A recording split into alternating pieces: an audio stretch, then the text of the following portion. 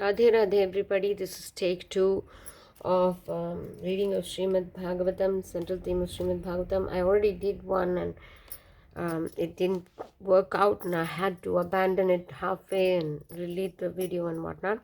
Now let's try this again. Today we are going to read the chapter Kapilas Instruction, the 6th one. This forms 3 verses that Swami Ranganathananda wants us to pay attention to. It's from 3rd canto. My current study is 3rd canto part 1. This is where I stopped. So whenever I finish a book, that's when I open up another book. This had packaging in it. I actually opened it in my last try of filming. So I just opened up this new one and I put tabs in these 3 verses that is spoken of in this chapter. But before we began, Kapila is an incarnation of Narayana. He is God himself.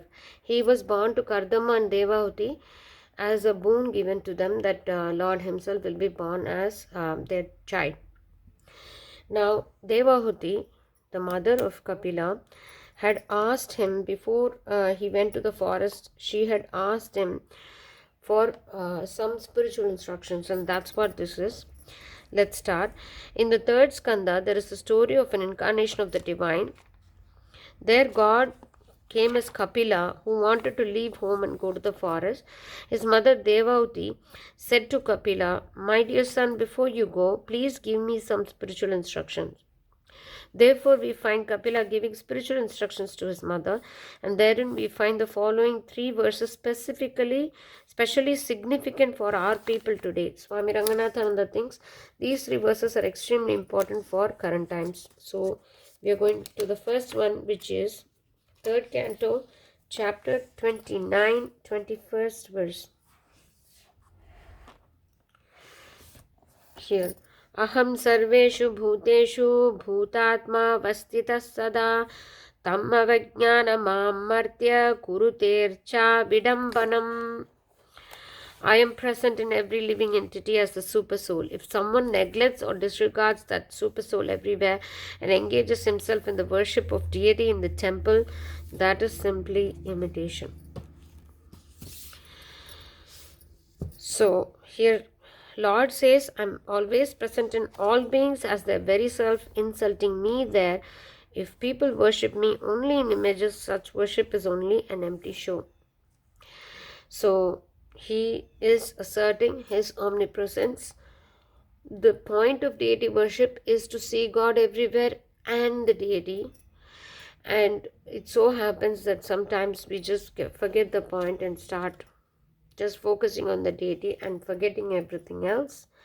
But Lord himself says, I am present in all living beings. So if you insult those living beings and then come and worship my form in the temple, there is nothing that's going to be accomplished. The next verse is the 24th verse.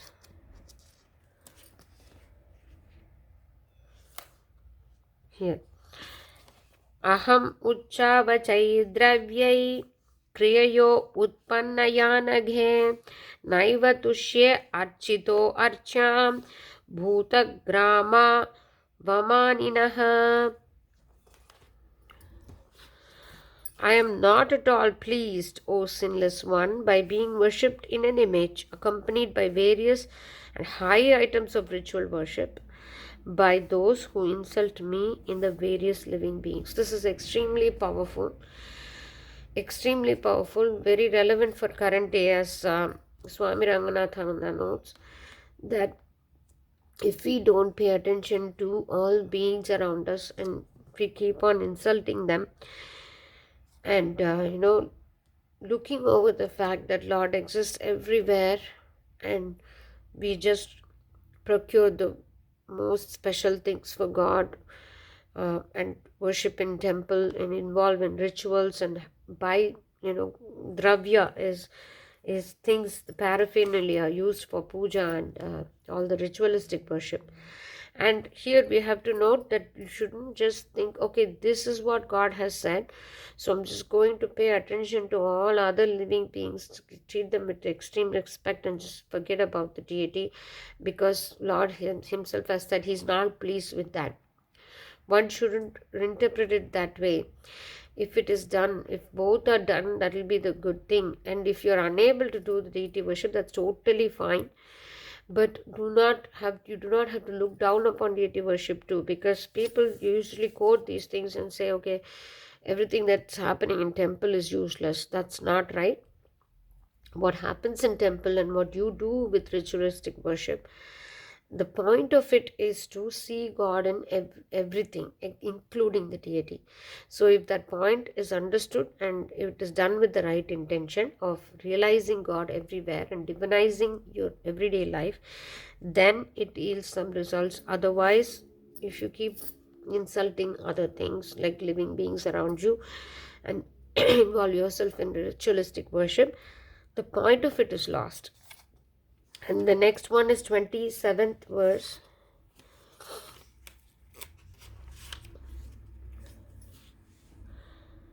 अथ मां सर्वभूतेषु भूतात्मानं कृतालयम् अर्हये दानमानाभ्यां मैत्र्या भिन्नेन चक्षुषा. Therefore, arhayet, that is archayet, or worship me in all beings, for I am the one self in all, and have already made a temple for me in them, through dana, by removal of their felt wants, and mana, through respect of the ones served, and also maitriya, through an attitude of friendliness, and abhinnena chakshusha, with an eye of non-separatedness. Thus, in this 29th chapter of the third skanda, we come across a remarkable exposition of the truest spiritual life. However, one great idea that is thrust again and again upon readers is God is to be worshipped not only in temple, not only in the image, but also in the hearts of all. Now, this is something that I really want to highlight, because it clearly says not only in temple, which means I don't say I won't worship him in the temple. If you are going for omnipresence, it's all or nothing. You have to see God everywhere, including the temple. Why heart? Because God dwells in the hearts of all. We forgot this beautiful idea in India for the last 1,000 years. We neglected the human situation.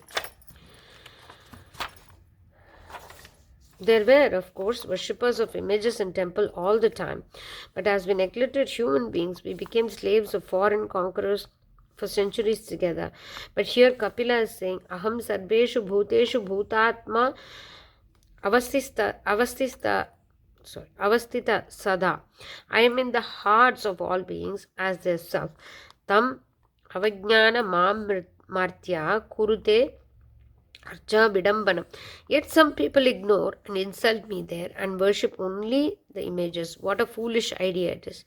Therefore he said, Naiva tushya archita archayam bhutagrama avamaninaha. Mother, I am not at all pleased with the pujas and offerings of people who spend vast sums of money on rituals and ceremonies and ignore and insult me in all human beings. I do not accept their worship at all. We have neglected this teaching for scores of centuries. Although we have been studying the Bhagavatam, we have not understood the spirit behind it. And finally, Kapila says in the 27th verse, Arhayet, Danamanabhyam Maitriya Abhinna Chakshushaha. Arhayet means Arhana or Archana. Sarva Bhuteshu, you should worship me in all beings, because Bhutatmanam, I am their self. Krutalayam, I have already built a temple in their body. Arhayet, so worship me. But how to worship God in man? Do you have to stop a man on the street and say, wait, I want to worship you? No, that is not the way. And how to worship God in man? First by dana. Remove the wants of the needy if you can. This charity, dana is charity. If they are ignorant, give them education. If they are poor, give them some money or things that they may need. If they have no peace, give them peace. This is dana. And when you give anything, do not be proud or arrogant. Give with mana, with respect. So just don't feel that you are above them. And respect, mana and dana need to be given together. And that is the way a man is worshipped. That is, man is not worshipped. Actually, God within that man is worshipped. By doing charity and by just respecting other human beings. And if we can't do charity, as he said, just give a smile, cause peace. If you want peace, cause them to be peaceful. If you want money, cause them to be prosperous. And whatever we want, we should be actually giving, so it happens to us. So this is a powerful teaching, and I've already tabbed those 3 verses for me to go back and read more. I hope you enjoyed this reading, and I will meet you with more readings. And of course, people will start commenting where is Bhagavad Gita study. I'm definitely working on a verse, which I have to decide which version I will study it with. I'm leaning towards Swami Ranganathananda's.